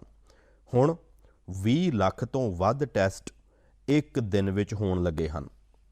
ਹੁਣ ਤੱਕ ਦੇਸ਼ ਵਿੱਚ 33 ਕਰੋੜ ਤੋਂ ਵੱਧ ਸੈਂਪਲ ਦੀ ਜਾਂਚ ਕੀਤੀ ਜਾ ਚੁੱਕੀ ਹੈ। ਇਹ ਇੰਨਾ ਵੱਡਾ ਕੰਮ ਇਹਨਾਂ ਸਾਥੀਆਂ ਦੀ ਵਜ੍ਹਾ ਕਰਕੇ ਹੀ ਸੰਭਵ ਹੋ ਰਿਹਾ ਹੈ।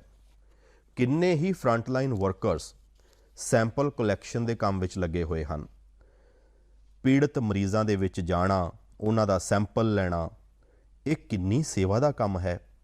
ਆਪਣੇ ਬਚਾਅ ਲਈ ਇਹਨਾਂ ਸਾਥੀਆਂ ਨੂੰ ਇੰਨੀ ਗਰਮੀ ਵਿੱਚ ਵੀ ਲਗਾਤਾਰ PPE ਕਿੱਟ ਪਹਿਨ ਕੇ ਹੀ ਰਹਿਣਾ ਪੈਂਦਾ ਹੈ। ਇਸ ਦੇ ਬਾਅਦ ਇਹ ਸੈਂਪਲ ਲੈਬ ਵਿੱਚ ਪੁੱਜਦਾ ਹੈ। ਇਸ ਲਈ ਜਦੋਂ ਮੈਂ ਆਪ ਸਭ ਦੇ ਸੁਝਾਅ ਤੇ ਸਵਾਲ ਪੜ੍ਹ ਰਿਹਾ ਸੀ ਤਾਂ ਮੈਂ ਤੈਅ ਕੀਤਾ ਕਿ ਇਹਨਾਂ ਸਾਥੀਆਂ ਦੀ ਵੀ ਚਰਚਾ ਜ਼ਰੂਰ ਹੋਣੀ ਚਾਹੀਦੀ ਹੈ। ਇਹਨਾਂ ਦੇ ਅਨੁਭਵਾਂ ਤੋਂ ਸਾਨੂੰ ਵੀ ਬਹੁਤ ਕੁਝ ਜਾਣਨ ਨੂੰ ਮਿਲੇਗਾ। ਤਾਂ ਆਓ ਦਿੱਲੀ ਵਿੱਚ ਇੱਕ ਲੈਬ ਟੈਕਨੀਸ਼ੀਅਨ ਦੇ ਤੌਰ ਉੱਤੇ ਕੰਮ ਕਰਨ ਵਾਲੇ ਸਾਡੇ ਸਾਥੀ ਪ੍ਰਕਾਸ਼ ਕਾਂਡਪਾਲ ਜੀ ਨਾਲ ਗੱਲ ਕਰਦੇ ਹਾਂ। ਪ੍ਰਕਾਸ਼ ਜੀ ਨਮਸਕਾਰ। ਨਮਸਕਾਰ ਸਤਿਕਾਰਯੋਗ ਪ੍ਰਧਾਨ ਮੰਤਰੀ ਜੀ। ਪ੍ਰਕਾਸ਼ ਜੀ, ਸਭ ਤੋਂ ਪਹਿਲਾਂ ਤਾਂ ਤੁਸੀਂ ਮਨ ਕੀ ਬਾਤ ਦੇ ਸਾਡੇ ਸਾਰੇ ਸਰੋਤਿਆਂ ਨੂੰ ਆਪਣੇ ਬਾਰੇ ਵਿੱਚ ਦੱਸੋ। ਤੁਸੀਂ ਕਿੰਨੇ ਸਮੇਂ ਤੋਂ ਇਹ ਕੰਮ ਕਰ ਰਹੇ ਹੋ ਅਤੇ ਕੋਰੋਨਾ ਦੇ ਸਮੇਂ ਤੁਹਾਡਾ ਕੀ ਅਨੁਭਵ ਰਿਹਾ ਹੈ? ਕਿਉਂਕਿ ਦੇਸ਼ ਦੇ ਲੋਕਾਂ ਨੂੰ ਇਸ ਤਰ੍ਹਾਂ ਨਾਲ ਨਾ TV ਉੱਤੇ ਦਿਖਦੇ ਹੋ, ਨਾ ਅਖਬਾਰ ਵਿੱਚ ਦਿਖਦੇ ਹੋ, ਫਿਰ ਵੀ ਇੱਕ ਸਾਧੂ ਵਾਂਗ ਲੈਬ ਵਿੱਚ ਰਹਿ ਕੇ ਕੰਮ ਕਰਦੇ ਹੋ। ਤਾਂ ਮੈਂ ਚਾਹਾਂਗਾ ਕਿ ਤੁਸੀਂ ਜਦੋਂ ਦੱਸੋਗੇ ਤਾਂ ਦੇਸ਼ ਵਾਸੀਆਂ ਨੂੰ ਵੀ ਜਾਣਕਾਰੀ ਮਿਲੇਗੀ ਕਿ ਦੇਸ਼ ਵਿੱਚ ਕੰਮ ਕਿਵੇਂ ਹੋ ਰਿਹਾ ਹੈ।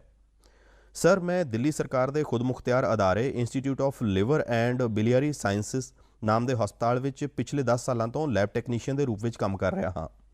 ਮੇਰਾ ਸਿਹਤ ਖੇਤਰ ਦਾ ਅਨੁਭਵ 22 ਵਰ੍ਹਿਆਂ ਦਾ ਹੈ। ILBS ਤੋਂ ਪਹਿਲਾਂ ਵੀ ਮੈਂ ਦਿੱਲੀ ਦੇ Apollo hospital, Rajiv Gandhi cancer hospital, rotary blood bank ਵਰਗੇ ਵਕਾਰੀ ਅਦਾਰਿਆਂ ਵਿੱਚ ਕੰਮ ਕਰ ਚੁੱਕਿਆ ਸਰ। ਹਾਲਾਂਕਿ ਸਭ ਜਗ੍ਹਾ ਮੈਂ ਬਲੱਡ ਬੈਂਕ ਵਿਭਾਗ ਵਿੱਚ ਆਪਣੀਆਂ ਸੇਵਾਵਾਂ ਦਿੱਤੀਆਂ, ਪਰ ਪਿਛਲੇ ਸਾਲ 1 ਅਪ੍ਰੈਲ 2020 ਤੋਂ ਮੈਂ ILBS ਦੇ ਵਾਇਰੋਲੋਜੀ ਡਿਪਾਰਟਮੈਂਟ ਦੇ ਅਧੀਨ ਕੋਵਿਡ ਟੈਸਟਿੰਗ ਲੈਬ ਵਿੱਚ ਕਾਰਜ ਕਰ ਰਿਹਾ ਹਾਂ। ਇਸ ਵਿੱਚ ਕੋਈ ਸ਼ੱਕ ਨਹੀਂ, ਕੋਵਿਡ ਮਹਾਮਾਰੀ ਵਿੱਚ ਸਿਹਤ ਅਤੇ ਸਿਹਤ ਸੰਬੰਧਿਤ ਸਾਰੇ ਸਾਧਨ ਸੰਸਾਧਨਾਂ ਉੱਤੇ ਬਹੁਤ ਜ਼ਿਆਦਾ ਦਬਾਅ ਪਿਆ, ਪਰ ਮੈਂ ਇਸ ਸੰਘਰਸ਼ ਦੇ ਦੌਰ ਨੂੰ ਨਿੱਜੀ ਤੌਰ ਉੱਤੇ ਇਸ ਵਿੱਚ ਅਜਿਹਾ ਮੌਕਾ ਮੰਨਦਾ ਹਾਂ ਜਦੋਂ ਰਾਸ਼ਟਰ, ਮਨੁੱਖਤਾ, ਸਮਾਜ ਸਾਡੇ ਤੋਂ ਵੱਧ ਜ਼ਿੰਮੇਵਾਰੀ, ਸਹਿਯੋਗ, ਸਾਡੇ ਤੋਂ ਵੱਧ ਸਮਰੱਥਾ ਅਤੇ ਸਾਡੇ ਤੋਂ ਵੱਧ ਸਮਰੱਥਾ ਦੇ ਪ੍ਰਦਰਸ਼ਨ ਦੀ ਉਮੀਦ ਕਰਦਾ ਹੈ ਅਤੇ ਆਸ ਕਰਦਾ ਹੈ। ਅਤੇ ਸਰ, ਜਦੋਂ ਅਸੀਂ ਰਾਸ਼ਟਰ ਦੀ, ਮਨੁੱਖਤਾ ਦੀ, ਸਮਾਜ ਦੀ ਉਮੀਦ ਅਤੇ ਆਸ ਦੇ ਅਨੁਰੂਪ ਆਪਣੇ ਪੱਧਰ ਉੱਤੇ, ਜੋ ਕਿ ਇੱਕ ਬੂੰਦ ਦੇ ਬਰਾਬਰ ਹੈ, ਅਸੀਂ ਉਸ 'ਤੇ ਕੰਮ ਕਰਦੇ ਹਾਂ, ਖਰੇ ਉਤਰਦੇ ਹਾਂ, ਤਾਂ ਇੱਕ ਮਾਣ ਮਹਿਸੂਸ ਹੁੰਦਾ ਹੈ। ਕਦੇ ਜਦੋਂ ਸਾਡੇ ਘਰ ਵਾਲੇ ਵੀ ਘਬਰਾਉਂਦੇ ਹਨ ਜਾਂ ਥੋੜ੍ਹਾ ਉਹਨਾਂ ਨੂੰ ਡਰ ਲੱਗਦਾ ਹੈ, ਤਾਂ ਅਜਿਹੇ ਮੌਕੇ ਉੱਤੇ ਉਹਨਾਂ ਨੂੰ ਯਾਦ ਕਰਾਉਂਦਾ ਹਾਂ ਕਿ ਸਾਡੇ ਦੇਸ਼ ਦੇ ਜਵਾਨ, ਜੋ ਕਿ ਸਦਾ ਹੀ ਪਰਿਵਾਰਾਂ ਤੋਂ ਦੂਰ ਸਰਹੱਦਾਂ ਉੱਤੇ ਔਖੀਆਂ ਅਤੇ ਗੈਰ ਮਾਮੂਲੀ ਪਰਿਸਥਿਤੀਆਂ ਵਿੱਚ ਦੇਸ਼ ਦੀ ਰਾਖੀ ਕਰ ਰਹੇ ਹਨ, ਉਹਨਾਂ ਦੀ ਤੁਲਨਾ ਵਿੱਚ ਤਾਂ ਸਾਡਾ ਖਤਰਾ ਜੋ ਹੈ ਘੱਟ ਹੀ ਹੈ, ਬਹੁਤ ਘੱਟ ਹੈ। ਤਾਂ ਉਹ ਵੀ ਇਸ ਚੀਜ਼ ਨੂੰ ਸਮਝਦੇ ਹਨ ਅਤੇ ਮੇਰੇ ਨਾਲ ਇੱਕ ਤਰ੍ਹਾਂ ਨਾਲ ਉਹ ਵੀ ਸਹਿਯੋਗ ਕਰਦੇ ਹਨ ਅਤੇ ਉਹ ਵੀ ਇਸ ਸੰਕਟ ਵਿੱਚ ਸਮਾਨ ਰੂਪ ਦੇ ਨਾਲ ਜੋ ਵੀ ਸਹਿਯੋਗ ਹੈ ਉਸ ਵਿੱਚ ਆਪਣੀ ਭਾਗੀਦਾਰੀ ਨਿਭਾਉਂਦੇ ਹਨ। ਪ੍ਰਕਾਸ਼ ਜੀ, ਇੱਕ ਪਾਸੇ ਸਰਕਾਰ ਸਾਰਿਆਂ ਨੂੰ ਕਹਿ ਰਹੀ ਹੈ ਕਿ ਦੂਰੀ ਰੱਖੋ, ਕੋਰੋਨਾ ਵਿੱਚ ਇੱਕ ਦੂਜੇ ਤੋਂ ਦੂਰ ਰਹੋ, ਅਤੇ ਤੁਹਾਨੂੰ ਤਾਂ ਸਾਹਮਣੇ ਤੋਂ ਹੋ ਕੇ ਕੋਰੋਨਾ ਦੇ ਜੀਵਾਣੂਆਂ ਦੇ ਦਰਮਿਆਨ ਰਹਿਣਾ ਪੈਂਦਾ ਹੈ, ਸਾਹਮਣੇ ਤੋਂ ਜਾਣਾ ਪੈਂਦਾ ਹੈ, ਤਾਂ ਇਹ ਆਪਣੇ ਆਪ ਵਿੱਚ ਜ਼ਿੰਦਗੀ ਨੂੰ ਖਤਰੇ ਵਿੱਚ ਪਾਉਣ ਵਾਲਾ ਮਾਮਲਾ ਰਹਿੰਦਾ ਹੈ, ਤਾਂ ਪਰਿਵਾਰ ਨੂੰ ਚਿੰਤਾ ਹੋਣਾ ਬਹੁਤ ਸੁਭਾਵਿਕ ਹੈ। ਪਰ ਫਿਰ ਵੀ ਇਹ ਲੈਬ ਟੈਕਨੀਸ਼ੀਅਨ ਦਾ ਕੰਮ ਸਧਾਰਨ ਸੰਜੋਗਾਂ ਵੇਲੇ ਇੱਕ ਹੈ, ਪਰ ਅਜਿਹੀ ਪੈਂਡੇਮਿਕ ਸਥਿਤੀ ਵਿੱਚ ਦੂਜਾ। ਅਤੇ ਤੁਸੀਂ ਜੋ ਕਰ ਰਹੇ ਹੋ ਤਾਂ ਕੰਮ ਦੇ ਘੰਟੇ ਵੀ ਬਹੁਤ ਵੱਧ ਗਏ ਹੋਣਗੇ, ਰਾਤ ਲੈਬ ਵਿੱਚ ਰਹਿਣਾ ਪੈਂਦਾ ਹੋਵੇਗਾ, ਕਿਉਂਕਿ ਇੰਨੀ ਕਰੋੜਾਂ ਲੋਕਾਂ ਦੀ ਟੈਸਟਿੰਗ ਹੋ ਰਹੀ ਹੈ, ਤਾਂ ਬੋਝ ਵੀ ਵਧਿਆ ਹੋਵੇਗਾ। ਪਰ ਆਪਣੀ ਸੁਰੱਖਿਆ ਲਈ ਵੀ ਇਹ ਸਾਵਧਾਨੀ ਰੱਖਦੇ ਹੋ ਕਿ ਨਹੀਂ? ਬਿਲਕੁਲ ਰੱਖਦੇ ਹਾਂ ਸਰ। ਸਾਡੇ ILBS ਦੀ ਜੋ ਲੈਬ ਹੈ ਉਹ WHO ਤੋਂ ਮਾਨਤਾ ਪ੍ਰਾਪਤ ਹੈ, ਤਾਂ ਜੋ ਸਾਰੇ ਪ੍ਰੋਟੋਕੋਲ ਹਨ ਉਹ ਕੌਮਾਂਤਰੀ ਮਾਪਦੰਡਾਂ ਦੇ ਹਨ। ਅਸੀਂ 3 ਭਰਤੀ ਜੋ ਸਾਡੀ ਪੋਸ਼ਾਕ ਹੈ ਉਸ ਵਿੱਚ ਅਸੀਂ ਜਾਂਦੇ ਹਾਂ ਲੈਬ ਵਿੱਚ, ਅਤੇ ਉਸੇ ਵਿੱਚ ਕੰਮ ਕਰਦੇ ਹਾਂ, ਅਤੇ ਉਸ ਦਾ ਪੂਰਾ ਨਿਵਾਰਣ ਦਾ, ਲੇਬਲਿੰਗ ਦਾ ਅਤੇ ਉਹਨਾਂ ਦਾ ਟੈਸਟਿੰਗ ਦਾ ਇੱਕ ਪੂਰਾ ਪ੍ਰੋਟੋਕੋਲ ਹੈ, ਤਾਂ ਉਸ ਪ੍ਰੋਟੋਕੋਲ ਦੇ ਤਹਿਤ ਕੰਮ ਕਰਦੇ ਹਾਂ। ਤਾਂ ਸਰ ਇਹ ਵੀ ਰੱਬ ਦੀ ਕਿਰਪਾ ਹੈ ਕਿ ਮੇਰਾ ਪਰਿਵਾਰ ਅਤੇ ਮੇਰੇ ਜਾਣਨ ਵਾਲੇ ਜ਼ਿਆਦਾਤਰ ਜੋ ਹਾਲੇ ਤੱਕ ਇਸ ਬਿਮਾਰੀ ਤੋਂ ਬਚੇ ਹੋਏ ਨੇ। ਤਾਂ ਇੱਕ ਚੀਜ਼ ਹੈ ਕਿ ਜੇਕਰ ਤੁਸੀਂ ਸਾਵਧਾਨੀ ਰੱਖਦੇ ਹੋ ਅਤੇ ਸੰਜਮ ਵਰਤਦੇ ਹੋ ਤਾਂ ਤੁਸੀਂ ਥੋੜ੍ਹਾ ਬਹੁਤ ਉਸ ਤੋਂ ਬਚੇ ਰਹਿ ਸਕਦੇ ਹੋ।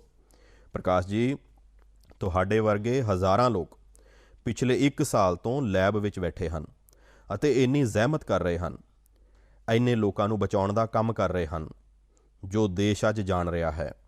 ਪਰ ਪ੍ਰਕਾਸ਼ ਜੀ, ਮੈਂ ਤੁਹਾਡੇ ਮਾਧਿਅਮ ਨਾਲ ਤੁਹਾਡੀ ਬਰਾਦਰੀ ਦੇ ਸਾਰੇ ਸਾਥੀਆਂ ਨੂੰ ਦਿਲੋਂ ਧੰਨਵਾਦ ਕਰਦਾ ਹਾਂ, ਦੇਸ਼ ਵਾਸੀਆਂ ਦੇ ਵੱਲੋਂ ਧੰਨਵਾਦ ਕਰਦਾ ਹਾਂ, ਅਤੇ ਤੁਸੀਂ ਤੰਦਰੁਸਤ ਰਹੋ, ਤੁਹਾਡਾ ਪਰਿਵਾਰ ਤੰਦਰੁਸਤ ਰਹੇ, ਮੇਰੀਆਂ ਬਹੁਤ ਸ਼ੁਭਕਾਮਨਾਵਾਂ ਹਨ।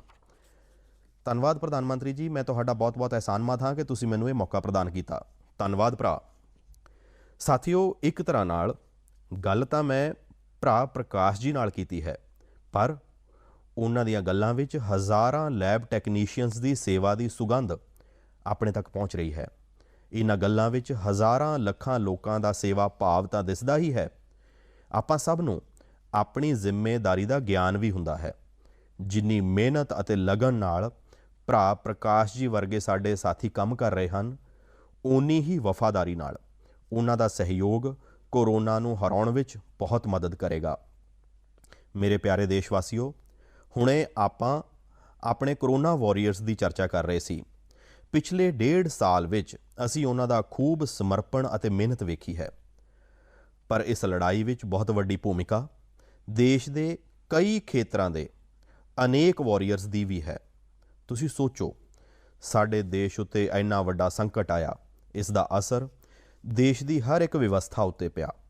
ਖੇਤੀਬਾੜੀ ਵਿਵਸਥਾ ਨੇ ਖੁਦ ਨੂੰ ਇਸ ਹਮਲੇ ਤੋਂ ਕਾਫੀ ਹੱਦ ਤੱਕ ਸੁਰੱਖਿਅਤ ਰੱਖਿਆ। ਸੁਰੱਖਿਅਤ ਹੀ ਨਹੀਂ ਰੱਖਿਆ, ਸਗੋਂ ਤਰੱਕੀ ਵੀ ਕੀਤੀ, ਅੱਗੇ ਵੀ ਵਧੀ।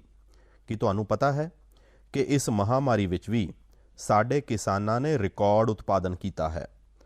ਕਿਸਾਨਾਂ ਨੇ ਰਿਕਾਰਡ ਉਤਪਾਦਨ ਕੀਤਾ ਤਾਂ ਇਸ ਵਾਰ ਦੇਸ਼ ਨੇ ਰਿਕਾਰਡ ਫਸਲ ਖਰੀਦ ਵੀ ਕੀਤੀ ਹੈ। ਇਸ ਵਾਰ ਕਈ ਥਾਵਾਂ ਉੱਤੇ ਤਾਂ ਸਰੋਂ ਦੇ ਲਈ ਕਿਸਾਨਾਂ ਨੂੰ MSP ਤੋਂ ਵੀ ਵੱਧ ਭਾਅ ਮਿਲਿਆ। ਰਿਕਾਰਡ ਅਨਾਜ ਉਤਪਾਦਨ ਦੀ ਵਜ੍ਹਾ ਕਰਕੇ ਹੀ ਸਾਡਾ ਦੇਸ਼ ਹਰ ਦੇਸ਼ਵਾਸੀ ਨੂੰ ਸਹਾਰਾ ਦੇ ਪਾ ਰਿਹਾ ਹੈ। ਅੱਜ ਇਸ ਸੰਕਟ ਕਾਲ ਵਿੱਚ 80 ਕਰੋੜ ਗਰੀਬਾਂ ਨੂੰ ਮੁਫਤ ਰਾਸ਼ਨ ਉਪਲਬਧ ਕਰਾਇਆ ਜਾ ਰਿਹਾ ਹੈ, ਤਾਂ ਕਿ ਗਰੀਬ ਦੇ ਘਰ ਵਿੱਚ ਵੀ ਕਦੇ ਅਜਿਹਾ ਦਿਨ ਨਾ ਆਏ ਜਦੋਂ ਚੁੱਲ੍ਹਾ ਨਾ ਬਲੇ। ਸਾਥੀਓ, ਅੱਜ ਸਾਡੇ ਦੇਸ਼ ਦੇ ਕਿਸਾਨ ਕਈ ਖੇਤਰਾਂ ਵਿੱਚ ਨਵੀਆਂ ਵਿਵਸਥਾਵਾਂ ਦਾ ਫਾਇਦਾ ਚੁੱਕ ਕੇ ਕਮਾਲ ਕਰ ਰਹੇ ਹਨ। ਜਿਵੇਂ ਕਿ ਅਗਰਤਲਾ ਦੇ ਕਿਸਾਨਾਂ ਨੂੰ ਹੀ ਲੈ ਲਓ। ਇਹ ਕਿਸਾਨ ਬਹੁਤ ਵਧੀਆ ਕਟਲ ਦੀ ਪੈਦਾਵਾਰ ਕਰਦੇ ਹਨ। ਇਹਨਾਂ ਦੀ ਮੰਗ ਦੇਸ਼ ਵਿਦੇਸ਼ ਵਿੱਚ ਹੋ ਸਕਦੀ ਹੈ। ਇਸ ਲਈ ਇਸ ਵਾਰ ਅਗਰਤਲਾ ਦੇ ਕਿਸਾਨਾਂ ਦੇ ਕਟਹਲ ਰੇਲ ਦੇ ਜ਼ਰੀਏ ਗੁਹਾਟੀ ਤੱਕ ਲਿਆਂਦੇ ਗਏ। ਗੁਹਾਟੀ ਤੋਂ ਹੁਣ ਇਹ ਕਟਹਲ ਲੰਡਨ ਭੇਜੇ ਜਾ ਰਹੇ ਹਨ। ਇੰਜ ਹੀ ਤੁਸੀਂ ਬਿਹਾਰ ਦੀ ਸ਼ਾਹੀ ਲੀਚੀ ਦਾ ਨਾਮ ਵੀ ਸੁਣਿਆ ਹੋਵੇਗਾ। 2018 ਵਿੱਚ ਸਰਕਾਰ ਨੇ ਸ਼ਾਹੀ ਲੀਚੀ ਨੂੰ GI ਟੈਗ ਵੀ ਦਿੱਤਾ ਸੀ, ਤਾਂ ਕਿ ਇਸ ਦੀ ਪਹਿਚਾਣ ਮਜ਼ਬੂਤ ਹੋਵੇ ਅਤੇ ਕਿਸਾਨਾਂ ਨੂੰ ਵੱਧ ਫਾਇਦਾ ਹੋਵੇ। ਇਸ ਵਾਰ ਬਿਹਾਰ ਦੀ ਇਹ ਸ਼ਾਹੀ ਲੀਚੀ ਵੀ ਹਵਾਈ ਰਸਤੇ ਲੰਡਨ ਭੇਜੀ ਗਈ ਹੈ। ਪੂਰਬ ਤੋਂ ਪੱਛਮ, ਉੱਤਰ ਤੋਂ ਦੱਖਣ, ਸਾਡਾ ਦੇਸ਼ ਅਜਿਹੇ ਹੀ ਅਨੂਠੇ ਸਵਾਦ ਅਤੇ ਉਤਪਾਦਾਂ ਨਾਲ ਭਰਿਆ ਪਿਆ ਹੈ। ਦੱਖਣ ਭਾਰਤ ਵਿੱਚ ਵਿਜੇ ਨਗਰਮ ਦੇ ਅੰਬ ਦੇ ਬਾਰੇ ਵਿੱਚ ਤੁਸੀਂ ਜ਼ਰੂਰ ਸੁਣਿਆ ਹੋਵੇਗਾ। ਹੁਣ ਭਲਾ ਇਹ ਅੰਬ ਕੌਣ ਨਹੀਂ ਖਾਣਾ ਚਾਹੇਗਾ? ਇਸ ਲਈ ਹੁਣ ਕਿਸਾਨ ਰੇਲ ਸੈਂਕੜੇ ਟਨ ਵਿਜੇ ਨਗਰਮ ਅੰਬ ਦਿੱਲੀ ਪਹੁੰਚਾ ਰਹੀ ਹੈ। ਦਿੱਲੀ ਅਤੇ ਉੱਤਰ ਭਾਰਤ ਦੇ ਲੋਕਾਂ ਨੂੰ ਵਿਜੇ ਨਗਰਮ ਅੰਬ ਖਾਣ ਨੂੰ ਮਿਲੇਗਾ ਅਤੇ ਵਿਜੇ ਨਗਰਮ ਦੇ ਕਿਸਾਨਾਂ ਨੂੰ ਚੰਗੀ ਕਮਾਈ ਹੋਵੇਗੀ। ਕਿਸਾਨ ਰੇਲ ਹੁਣ ਤੱਕ ਲਗਭਗ 2 ਲੱਖ ਟਨ ਉਪਜ ਦੀ ਢੁਆਈ ਕਰ ਚੁੱਕੀ ਹੈ। ਹੁਣ ਕਿਸਾਨ ਬਹੁਤ ਘੱਟ ਕੀਮਤ ਉੱਤੇ ਫਲ, ਸਬਜ਼ੀਆਂ, ਅਨਾਜ ਦੇਸ਼ ਦੇ ਦੂਜੇ ਬਹੁਤ ਦੂਰ ਹਿੱਸਿਆਂ ਵਿੱਚ ਭੇਜ ਪਾ ਰਿਹਾ ਹੈ। ਮੇਰੇ ਪਿਆਰੇ ਦੇਸ਼ਵਾਸੀਓ, ਅੱਜ 30 ਮਈ ਨੂੰ ਅਸੀਂ ਮਨ ਕੀ ਬਾਤ ਕਰ ਰਹੇ ਹਾਂ ਅਤੇ ਸੰਯੋਗ ਨਾਲ ਇਹ ਸਰਕਾਰ ਦੇ 7 ਸਾਲ ਪੂਰੇ ਹੋਣ ਦਾ ਵੀ ਸਮਾਂ ਹੈ। ਇਹਨਾਂ ਸਾਲਾਂ ਵਿੱਚ ਦੇਸ਼ ਸਬਕਾ ਸਾਥ, ਸਬਕਾ ਵਿਕਾਸ, ਸਬਕਾ ਵਿਸ਼ਵਾਸ ਦੇ ਮੰਤਰ ਉੱਤੇ ਚੱਲਿਆ ਹੈ। ਦੇਸ਼ ਦੀ ਸੇਵਾ ਵਿੱਚ ਹਰ ਪਲ ਸਮਰਪਿਤ ਭਾਵ ਨਾਲ ਅਸੀਂ ਸਾਰਿਆਂ ਨੇ ਕੰਮ ਕੀਤਾ ਹੈ। ਮੈਨੂੰ ਕਈ ਸਾਥੀਆਂ ਦੇ ਪੱਤਰ ਭੇਜੇ ਹਨ ਅਤੇ ਕਿਹਾ ਹੈ ਕਿ ਮਨ ਕੀ ਬਾਤ ਵਿੱਚ 7 ਸਾਲ ਦੀ ਸਾਡੀ, ਤੁਹਾਡੀ ਇਸ ਸਾਂਝੀ ਯਾਤਰਾ ਉੱਤੇ ਚਰਚਾ ਕਰਾਂ। ਸਾਥੀਓ, ਇਹਨਾਂ 7 ਸਾਲਾਂ ਵਿੱਚ ਜੋ ਕੁਝ ਵੀ ਪ੍ਰਾਪਤੀ ਰਹੀ ਹੈ ਉਹ ਦੇਸ਼ ਦੀ ਰਹੀ ਹੈ, ਦੇਸ਼ ਵਾਸੀਆਂ ਦੀ ਰਹੀ ਹੈ।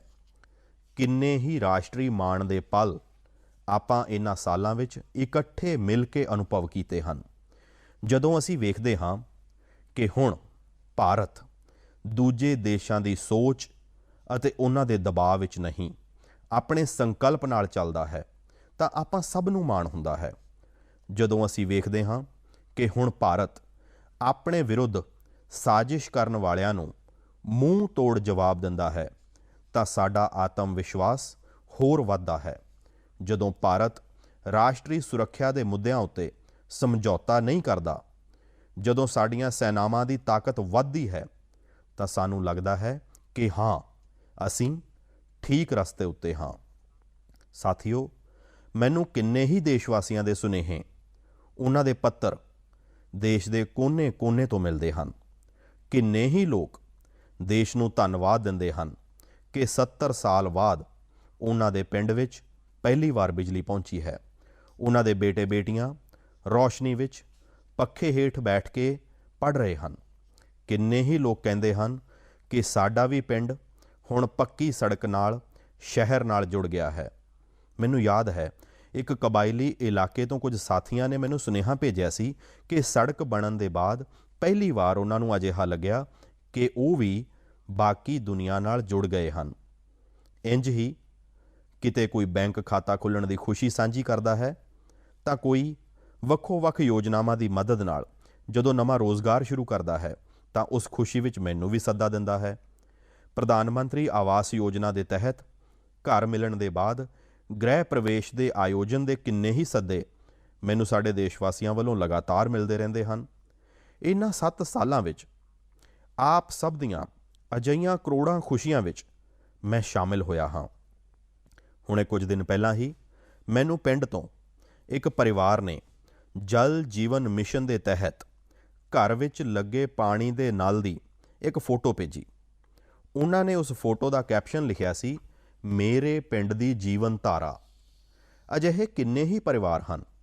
ਆਜ਼ਾਦੀ ਦੇ ਬਾਅਦ 7 ਦਹਾਕਿਆਂ ਵਿੱਚ ਸਾਡੇ ਦੇਸ਼ ਦੇ ਸਿਰਫ 3.5 ਕਰੋੜ ਪੇਂਡੂ ਘਰਾਂ ਵਿੱਚ ਹੀ ਪਾਣੀ ਦੇ ਕਨੈਕਸ਼ਨ ਸਨ, ਪਰ ਪਿਛਲੇ 21 ਮਹੀਨਿਆਂ ਵਿੱਚ ਹੀ 4.5 ਕਰੋੜ ਘਰਾਂ ਨੂੰ ਸਾਫ਼ ਪੀਣ ਦੇ ਕਨੈਕਸ਼ਨ ਦਿੱਤੇ ਗਏ ਹਨ।